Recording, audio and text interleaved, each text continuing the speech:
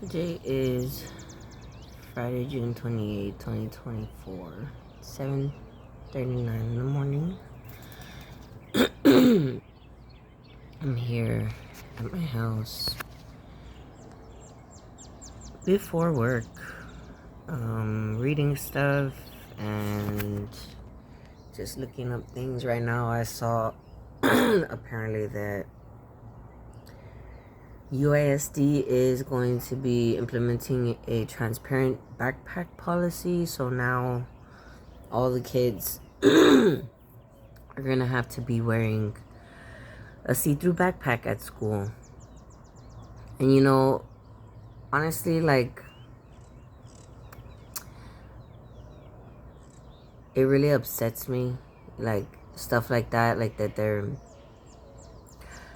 a lot of people will say that those types of laws, the laws that, or the rules, the policies, whatever, that are working to, or their goal is supposedly, or according to them, supposed to help decrease violent acts and protect people. It's supposed to be for the security of everyone.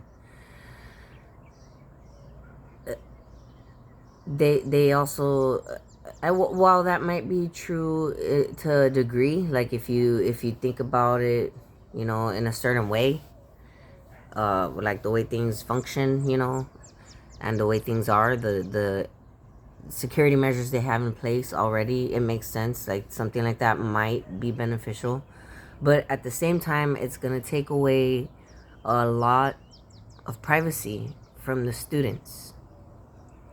The students are going to have whatever they have in their backpack be exposed to everybody.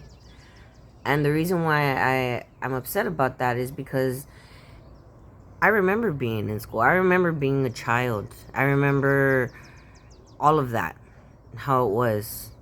And I remember how mean some kids could be to other kids. And, it's still like that.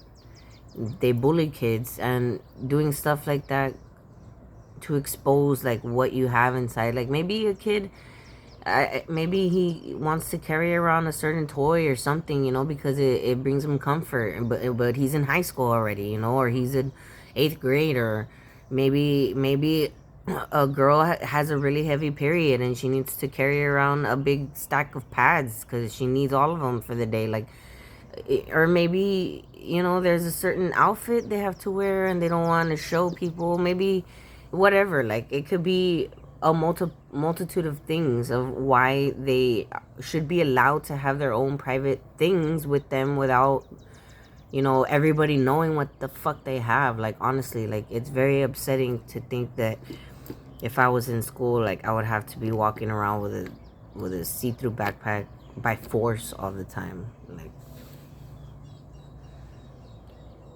and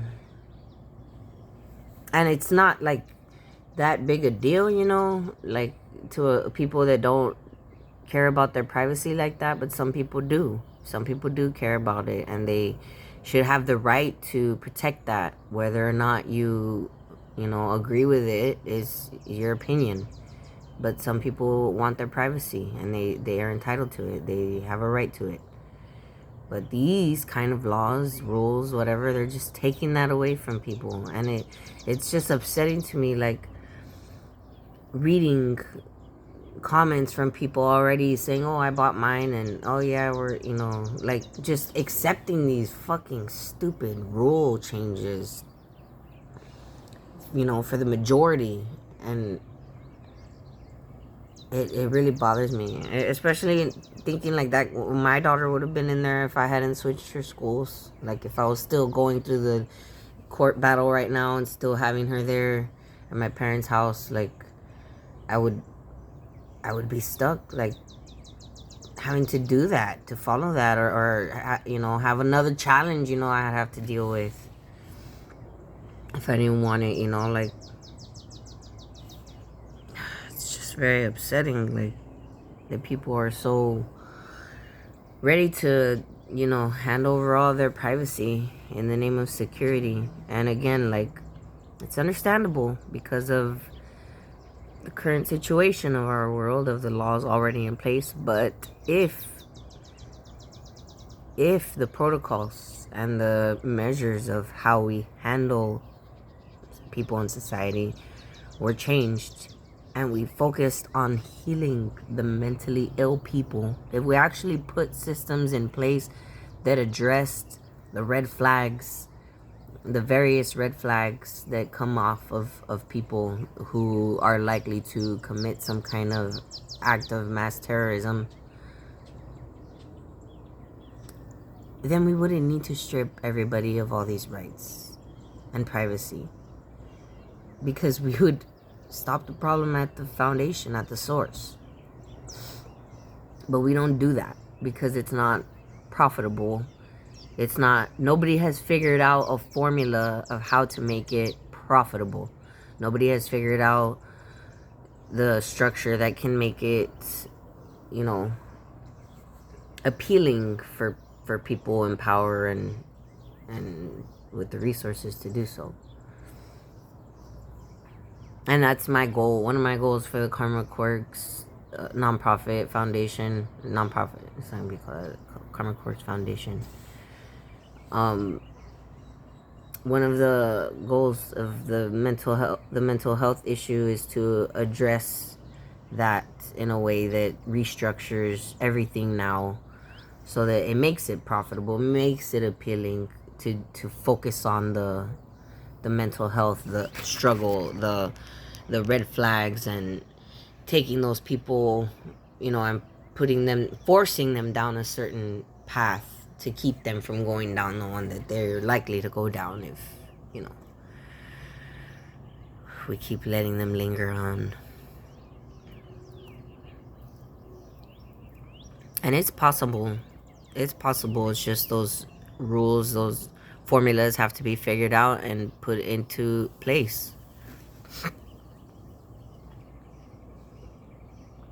Like, one of them is honestly getting all the mentally ill people like that to be forced to be committed again, like the way it used to be, without all this huge process, like where it was a simpler, you know, just to have somebody be admitted for whatever amount of time to address whatever serious issue, you know, that they have going on. The red flags, like if they're caught saying they're gonna go, you know, take out a lot of people in a public area, you know, then that's a red flag. You know, if they said that to somebody and the teacher overheard, or the student went and told somebody, like, that should be addressed. You know, it should be, okay, we need to take this kid out and focus on him for a bit, see what's going on. And that's not done. It's just not. Like, maybe in some places, like in little individual areas here and there of people that have already realized it, in small towns or whatever, it's done. And, you know, that's awesome if it has been. But on the grand scale, that has not been done. So, yeah, I wanted to talk a little bit because I'm trying to stay positive today, right now, like motivated, because I've been starting to get to that point in my work where I'm already getting jaded a bit, and I'm starting to look forward to Fridays and dread Mondays, because it's just like I'm already in the thick of it all, where I'm seeing like all the confusion as it is on the inside, and being unable to like just burst out and just like say these things without the risk of, you know, drawing attention to myself that I don't want, is very frustrating, you know. And it's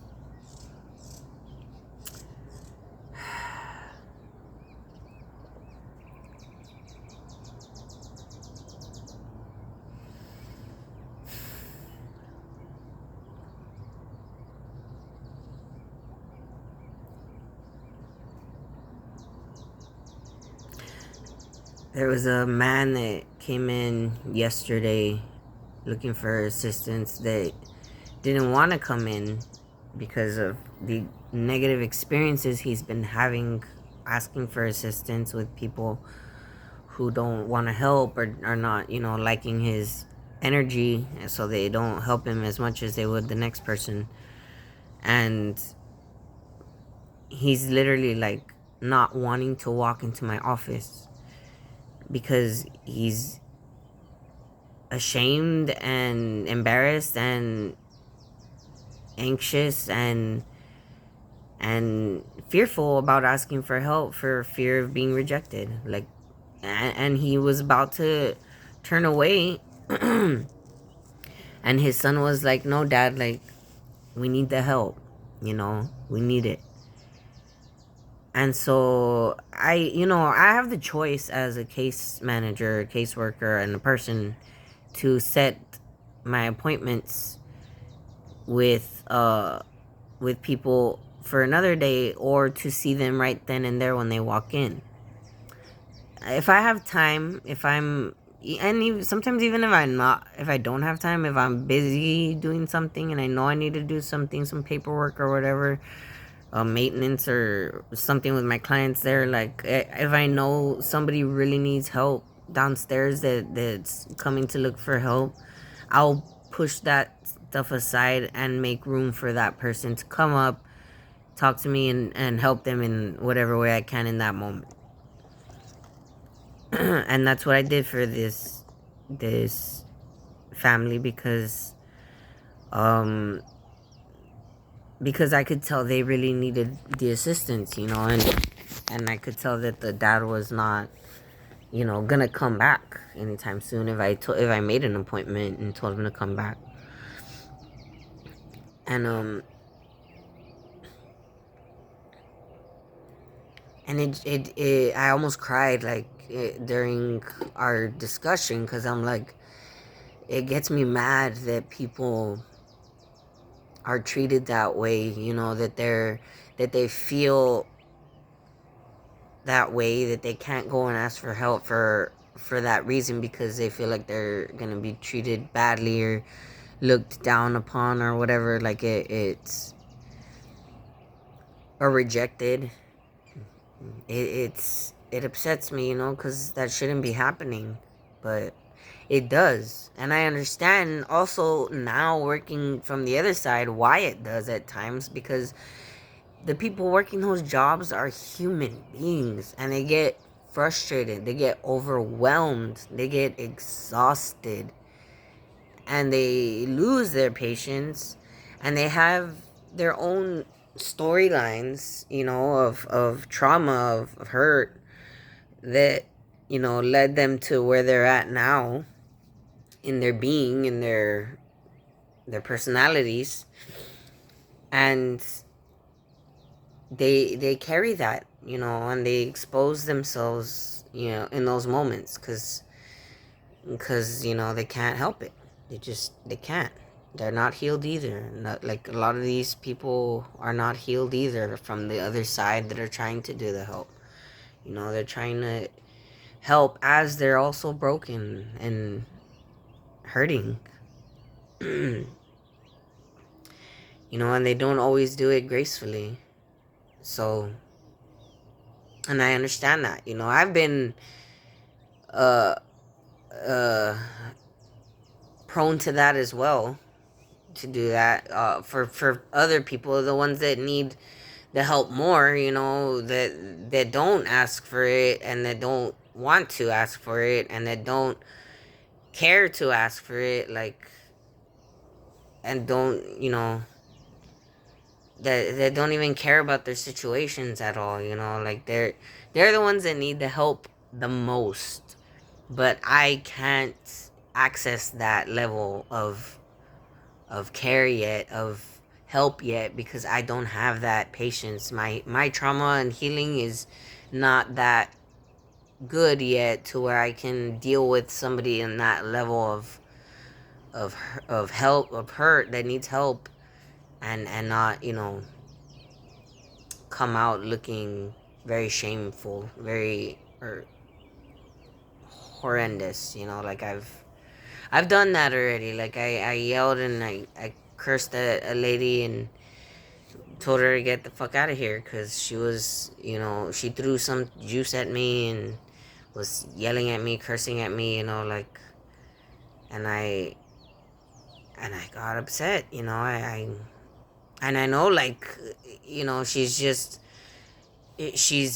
she knows what she's doing at a certain level, but she's also not caring about what she's doing because her trauma doesn't let her care. Essentially, her trauma that she has does not allow her to access that kind of empathy or sympathy or concern. She's just like clocked out, you know.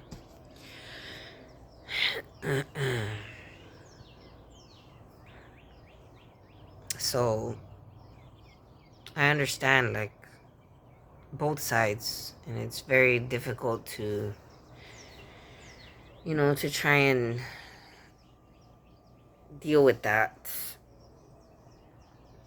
So I've been getting jaded and not wanting to go to work because I'm just like exhausted from everything, and I want to feel motivated. You know, I want to feel like I'm gonna make a difference, and I need to make a difference. I have to keep going. Like, I want to get that fire burning in me where I can just go and do this and not let all these other things like get to me anymore. You know, like a stupid clear backpack, you know, that I'm seeing. I just don't want like it to trigger me like that, but I can't help it. Like, it does, and it does more honestly because of the way I see people around just like accepting things and just fucking, you know, laying their voices down, metaphorical swords, and just going along with it all. It just takes me back to like being at that point where I was that passionate and I did like, you know, have that strong side of me where I didn't care if I upset people or whatever. Like, I didn't care who got mad and who left. Like, and that's not what I want to be either, you know? Like, I want to be the unification. I want to be the peace. I want to be the actual real solution, you know, to the entire spectrum, not just the little, you know, sections that I'm in. I gotta get ready for work.